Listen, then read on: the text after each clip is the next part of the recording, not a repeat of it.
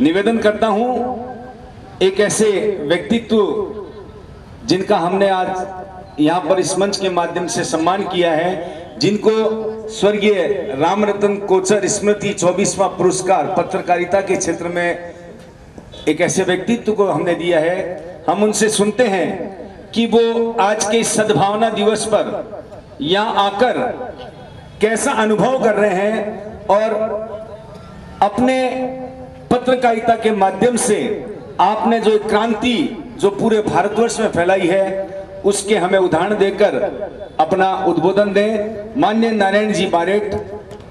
जंगे आज़ादी के प्रमुख सिपाही रहे रामरतन कोचर साहब की स्मृति को नमन करता हूं। मेरे पीछे ये बुद्ध कोई प्रतिमा नहीं, ये कोई मुजस्मा नहीं, ये आज़ादी की लड़ाई और उन मूल्यों का प्रतिफल, प्रतिबिंब और प्रतीक है जिसकी शमः उन्होंने जलाई थी। मैं उनको प्रणाम करता हूँ, उनकी संतति को, उनके परिजनों को सिर झुका के सलाम करता हूँ। और मैं जब झुक रहा हूँ तो मेरा जिस्म नहीं, मेरी रूह उनके सम्मान में झुक रही है। मंच पे मौजूद ऑनरेबल वाइस चांसलर गोदारा साहब, माननीय कल्ला साहब और हमारे लिए अत्यंत आदरणीय जमुना बारूपाल जी जो संसद में सदस्य रही है, और यहाँ मौजूद सभी हाजरीन का मैं इस्तकबाल करता हूँ। इस मकाम पे मुझे खड़े होने का अवसर मिला है, शायद मेरे पुरखों ने कोई पुण्य किया होगा, वरना मैं तो उनके चरणों की धूल भी नहीं हूँ। वो आज जिंदा नहीं है, लेकिन मौत तो आती है। कुछ लोग जिंदा होकर भी मुर्दा होते हैं, कुछ मरकर भी जिंदा रहते हैं। पश्चिम के एक विचारक नॉर्मन कजन्स ने कहा कि death is not the ultimate loss of life. What is loss of life? We are alive by something in us dead. अर्थात मौत जिंदगी का सबसे बड़ा नुकसान नहीं है। सबसे बड़ा नुकसान तो तब होता है जब हम जिंदा हों और हमारे भीतर बहुत कुछ मर जाए। आज रामरतन जी कोचर जो विरासत छोड़ गए हैं, जो तालीम छोड़ गए हैं, हमारे सामने एक बड़ा सवाल है, क्या हम उन मूल्यों की रक्षा कर पाएंगे? क्या हम उसकी हिफाजत कर पाएंगे? हमने एक ऐसे मुल्क का निर्माण किया था जिसमें भाई भाई में भेद नहीं हो, जिसमें जात मज़हब के फासले ना हो, ऊंच नीच ना हो, हम सब मिल कर के रहें। यही हमारी मुराद थी। और हमारी परंपरा, हमारी रवायत क्या कहती है? अटल बिहारी वाजपेयी बेशक विपक्ष में थे। जब हिंदुस्तान के पहले प्रधानमंत्री मरहूम जवाहरलाल नेहरू जी का निधन हुआ, जब संसद में बोलने लगे वाजपेयी जी, मैंने उनका उससे अच्छा भाषण कभी नहीं सुना। धुर विरोधी थे, लेकिन पंडित नेहरू के निधन पे उन्होंने कहा, एक गीत गूंगा हो गया, एक काव्य अधूरा रह गया, भारत माँ का सबसे प्रिय राज दुलारा आज चला गया। आधी रात को जब सुरक्षा प्रहरी सो रहे थे, वो भोर को निर्वाण को प्राप्त हो गए। हमने अपना प्रियजन खो दिया। ये पक्ष विपक्ष के रिश्ते थे। लोकतंत्र वो अच्छा होता है जिसमें विपक्ष का सम्मान हो, असहमति की आज़ादी हो। वो लोकतंत्र अच्छा नहीं होता जिसके लिए कोई कवि कहता है कि राजा बोला रात है, रानी बोली रात है, मंत्री बोला रात है, संतरी बोला रात है, संपादक बोला रात है, मुल्ला बोला रात है, बाबा बोला रात है, ये सुबह सुबह की बात है। हमने बहुत लड़ाई लड़के ये स्थान हासिल किया है। हमको लोकतंत्र का चौथा खंबा कहते हैं। और 1790 में जब ब्रिटेन की संसद में एडवर्ड बुर्के पार्लियामेंट से मुखातिब थे, उन्होंने प्रेस गैलरी तब देख के कहा कि सदन में 3 स्तंभ लोकतंत्र के होते हैं, उनके निशानात हैं, लेकिन एक चौथा स्तंभ भी है जो हम तीनों से ज़्यादा शक्तिशाली है। वो लोकतंत्र का चौथा खंबा है। और आज़ादी के 70 साल बाद इस सभागार में मैं आपसे सवाल पूछूंगा कि क्या वाकई ये लोकतंत्र का चौथा खंबा है, या कभी कभी लगता है चौथा धंधा है? हमें वो बात कहनी चाहिए। मीडिया का फ़र्ज होता है, मैं एक टीचर भी रहा हूँ, 3 काम पत्रकार के होते हैं, मीडिया के होते हैं। पहला समाज को सूचना देना, दूसरा समाज का मनोरंजन करना, और तीसरा सबसे अहम काम समाज को शिक्षित करना। क्या हम शिक्षित कर पा रहे हैं? आप चैनल्स के जो प्रोग्राम है उनके शीर्षक देखिए, कुरुक्षेत्र, डंके की चोट, दंगल। आप क्या साबित करना चाहते हो? किसके खिलाफ दंगल कर रहे हो? अपने लोगों के बीच में। हम मिजाज बनाते हैं क्योंकि मीडिया सबसे पावरफुल औजार है। अमेरिका के एक ऐश्वर्य नेता कहते थे, संसार की सबसे मजबूत इकाई मीडिया है। वो नायक को खलनायक बना सकती है और खलनायक को नायक बना सकती है, यही उसकी शक्ति है। जो मीडिया को नियंत्रित करता है वो समाज के दिमाग को नियंत्रित करता है, इसलिए मीडिया की जिम्मेदारी बहुत अधिक है। एक पत्रकार को भारत में क्यों सम्मान मिलता है? दुनिया के किसी मुल्क में इतना सम्मान नहीं मिलता जितना भारत में पत्रकार को मिलता है, और उसकी वजह है कि जंग आज़ादी के अधिकांश योद्धा या तो पत्रकार थे या वकील थे। महात्मा गांधी खुद पत्रकार थे, अखबार निकालते थे, और मदन मोहन मालवीय पत्रकार थे, मोतीलाल नेहरू पत्रकार थे, भगत सिंह 23 साल की उम्र में फांसी के फंदे पे झूल गए, जो पत्रकार थे और कहते थे, मेरी कलम मेरे जज्बात का मिजाज जानती है, इश्क भी लिखता हूं तो इनकलाब निकल जाता है। वो विरासत हमें मिली है। आप में से कुछ ने जोसेफ पुलिट्जर का नाम सुना होगा। संसार में उनसे बड़ा पुरस्कार पत्रकारिता का कोई सम्मान वाला नहीं है। उन्होंने एक बार कहा कि पत्रकार कोई वेतनभोगी कर्मचारी नहीं है, वो किसी कारोबार का मैनेजर नहीं है। एक पत्रकार तो दरिया के पुल पे खड़ा हो निगहबान है, जो राज्य रूपी जहाज पे नज़र रखता है, जो नौकायन की बारीकियों को दर्ज करता है, जो क्षितिज पे छाए कुहासे के बीच में काले दाग धब्बे देखता है और समाज को आगाह करता है। उसकी वफादारी मालिक से नहीं, अपने वेतन से नहीं, उस आवाम के लिए है जो उस पर भरोसा करती है। क्या हम आज वैसा काम कर रहे हैं? क्योंकि कुछ घटनाएं हमें बताती है जो हमें चिंता देती है कि जब वाजपेयी जी का फ्यूनरल हो रहा था, दाह संस्कार हो रहा था, बड़ी तादाद में लोग श्रद्धा सुमन अर्पित करने आए थे। उस भीड़ में 80 साल के अग्निवेश के साथ मारपीट की गई, अपमान किया गया। हमारे संस्कार तो ये कहते हैं कि किसी की शव यात्रा में जाना पुण्य का काम है, लेकिन वाजपेयी जी जिंदा होते थे इसको सहन नहीं करते, क्योंकि वो खुद कहते थे कि कोई छोटे मन से बड़ा नहीं हो सकता, टूटे मन से खड़ा नहीं हो सकता, क्योंकि उनकी परवरिश आज़ादी के आंदोलन के दौरान हुई थी। मैं अपने जज्बात को इस तरह से कहूँगा कि हवाओं आंधियों तुमने दिए बुझाए तो बहुत है, एक दिया जलाकर तो देख।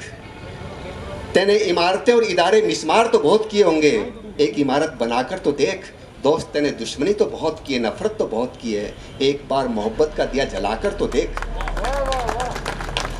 हम चाहें तो मुल्क अच्छा हो सकता है। हम अपनी खबरों से, अपने माध्यम के जरिए समाज को सूचना देते हैं और एक ऐसा समाज बनाते हैं जो नफरत भी ला सकता है, मोहब्बत भी ला सकता है। अमेरिका के एक विद्वान थे जो मीडिया में थे और मीडिया में व्यापार देखते थे। उन्होंने कहा कि हम सब मीडिया का इस्तेमाल करते हैं, हम समाज को आकार देते हैं, ये हम पे मैसर करता है। हम अपनी कलम से मीडिया में अश्लीलता परोस सकते हैं, हम उनको निर्मम और नफ़रत की आग में झोंक सकते हैं, हम चाहें तो समाज को ऊंचाई की तरफ ले जा सकते हैं। ये हम पे निर्भर करता है। अगर हम सावधान नहीं रहे तो हम बहुत कुछ खो देंगे। ये मेरा भारत है जिसके बारे में बाहर से जो लोग आके देखते हैं वो एक बात कहते हैं कि हिंदुस्तान के बारे में जो कुछ आप देख रहे हो वो सही है, लेकिन इसके विपरीत भी उतना ही सही है। कई बार कुछ घटनाएं होती है जिससे आपका दिल टूटता है, लेकिन उसी क्षण आपको दूसरी घटना दिखती है जो कहती है नहीं, भारत तो ऐसा नहीं है, भारत तो बहुत अच्छा है। मिसाल के तौर पे दिल्ली में एक बंगाल से आई महिला रहती है, प्रमिला। वो 40 साल से 400 कुत्तों की परवरिश करती है, कच्ची बस्ती में रहती है, पाई पाई जोड़ती है, और वो कुत्ते जब तक रोटी नहीं खाते जब तक कि वो माँ न आ जाए। ये इंसान और जानवर के प्रेम की बानगी है भारत में। उसी तरह से बेंगलोर में एक 18 साल की बच्ची गामिनी, परिवार का इकलौता पालतू कुत्ता जब चल बसा, उसने वियोग में अपनी जान दे दी एक जानवर के लिए। इंसान का नजराना देखिए।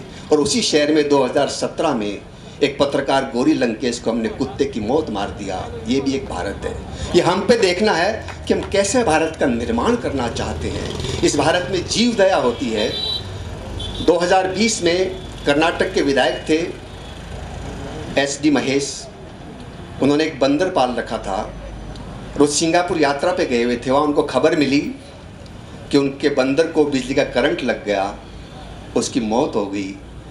वो एक जानवर के लिए इतने विचलित हुए कि अपनी यात्रा बीच में छोड़ के आए और आखिरी दाह संस्कार किया।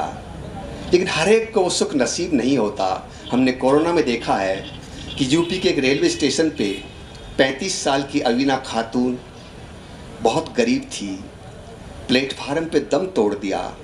पास में 2 साल का बच्चा इस बात से बेखबर है कि मेरी माँ के जिस्म में अब जान नहीं है, वो माँ से खेल रहा है एक पानी की बोतल लिए हुए। हमने वो मंजर भी देखा है। अगर हम राम रतन जी कोचर या महात्मा गांधी की शिक्षा के बीच में होते तो इस कोरोना में हम ऐसे मंजर नहीं देखते कि आदमी रोटी को तरस गया। 1,14,00,000 लोग सड़कों पे थे, लेकिन हमने टीवी पे उस पर बहस नहीं की। हमने किसी विशेषज्ञ उस पर चर्चा करते हुए नहीं देखा। महात्मा गांधी पत्रकार थे और कहते थे कि मेरा अखबार, मेरे अखबार के पाठक किसान है और मजदूर है, यही असली भारत है। अगर हमारे अखबारों में, मीडिया में मजदूर को जगह नहीं मिलेगी, किसान को जगह नहीं मिलेगी, औरत को जगह नहीं मिलेगी, अक़लियत को जगह नहीं मिलेगी, गरीब को जगह नहीं मिलेगी, तो आप उसमें इंडिया तो छाप सकते हो, उसमें भारत नहीं होगा। जब हमारी आज़ादी की लड़ाई चल रही थी तो गोयनका जी, रामनाथ गोयनका इंडियन एक्सप्रेस निकालते थे। ब्रिटिश हुकूमत ने पाबंदियां लगा दी तो गोयनका जी ने कहा कि अब मैं नहीं छापूंगा, मैं छापूंगा तो एक कागज़ तो हो सकता है, ये अखबार नहीं कहलाएगा। और मैं इसी से जुड़ी हुई बात कहता हूँ कि उन आँखों को बहुत तरस थी पर कालिक कोई काजल नहीं होता। उन आँखों को बहुत तरस थी पर कालिक कोई काजल नहीं होता। प्यासी धरती आसमां को निहारती रही पर धुआं कोई बादल नहीं होता। पन्ने तो रोज छपते हैं, हर कागज़ अखबार नहीं होता। कभी कभी मैं खुद कंफ्यूज होता हूँ कि अखबार में जो छपा है वो विज्ञापन है या सूचना है। कुछ खबरें विज्ञापन जैसी लगती है और कुछ विज्ञापन खबरों जैसे लगते हैं। समझा जिसे खबर वो इश्तिहार निकला, वो कागज़ बड़ा बेएतबार निकला। इस हिंदुस्तान को हमारे पुरखों ने ये 500 रियासतों से मिल के बना है। सरदार पटेल की सरपरस्ती में हमने इसको एक करने का यत्न किया और कामयाब रहा। 500 रियासतें मतलब 500 देश। और हमने जो माहौल बनाया, उस माहौल में किसी ने भी जात, बिरादरी, धर्म इसको अपना अकीदा नहीं बनाया। हमने मानवता को अपनी बुनियाद बनाया। इसीलिए केरल के सबसे प्रमुख कवियों में से शुमार वल्थल कहते हैं कि जब भारत का नाम सुनो आपका सीना फूल जाना चाहिए। जब आप केरल का नाम सुनो आपकी धमनियों में रक्त तेजी से प्रवाहित होना चाहिए। ये उत्तर और दक्षिण के बीच में हमारे जोड़ने का एक आधार बनता है ये जज्बात। आप सोचिए हमारे पुरखे कितने अक्लमंद थे। पूर्व में असम है, इधर जैसलमेर में सम है, इधर साउथ में कडप्पा है, उधर कराची के पास हड़प्पा है, इधर रांची है, इधर कराची है, इधर चित्तौड़ है, साउथ में चित्तूर है, इधर काशी है, उधर शिवकाशी है, उधर धारवाड़ है, इधर मारवाड़ है। कितने हमने जतन किए हैं। ये कोई नाम साम्य नहीं है। हमने भारत को एक रखने के लिए कुर्बानियाँ दी है। हमने जनाजे उठाए हैं। हमने सारे मतभेद बलाए ताक रखे हैं। आज हमारे सामने ये है कि इस अच्छाई को कोई नज़र न लग जाए। इस कार्यक्रम के आयोजक 2 चीज़ों में संतुलन रखते हैं, साहित्य और पत्रकारिता। ये दोनों जुड़े हुए हैं। पहला प्रयास भारत में साहित्य और पत्रकारिता को करीब लाने का महात्मा गांधी की सरपरस्ती में हुआ। 1936 में जब गुजरात साहित्य परिषद का अधिवेशन हुआ, उसकी एक शाखा पत्रकारिता को रखा गया और कहा कि पत्रकारिता साहित्य का हिस्सा है, ये संस्थान उनको प्रश्रय देगा। ये साहित्य और पत्रकारिता को नज़दीक लाने का प्रयास था। और जब आधुनिक संसार बना तो उसमें एक पश्चिम के एक विद्वान ने कहा कि पत्रकारिता क्या है, ये जल्दबाजी में लिखा हुआ साहित्य है, लिटरेचर इन हरी। और साहित्य क्या होता है? रस्किन बॉन्ड कहते हैं कि जो जनहितकारी मधुर शब्दों में जनता के हित में लिखा जाए वही साहित्य है। क्या वाकई पत्रकारिता आज साहित्य है? मैं जयपुर में एक लिटरेचर फेस्टिवल देखता हूँ, JLF। उसमें बहुत सारे शामियाने लगते हैं।